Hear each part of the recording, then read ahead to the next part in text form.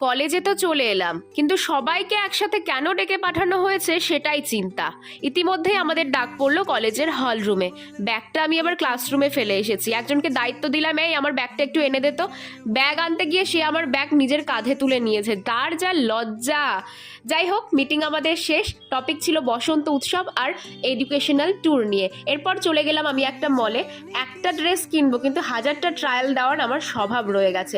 এই শার্টটা দেখতে বেশ ভালো লাগছে না, জানো তো? এই ড্রেসটা রোজ দেখি আর ভাবি আমি আজকে বরং এটা নিয়েই নি। তারপর ভাবি এত হেভি ড্রেস পরবো কোথায়, পরারই তো জায়গা নেই। বাজার কলকাতাতে এখন একটা অফার চলছে, 99 টাকায় 3টে নেল পলিশ। আমিও নিয়ে নিলাম এই 3টা। আমার মতো কে কে আছো বলো তো, যে অল্প শপিং করলে আর ব্যাগ এক্সট্রা করে কিনতে চায় না? আমি এরকমই। কলেজের ব্যাগ ছিল যেহেতু, তাই আর এক্সট্রা করে ব্যাগ নিলাম না। ব্যাস, আজকের মতো আমার শপিং শেষ। পুজোওয়ালা ভ্লগ নিয়ে খুব তাড়াতাড়ি ফিরছি। দেখা হচ্ছে নেক্সট ভ্লগে। টাটা।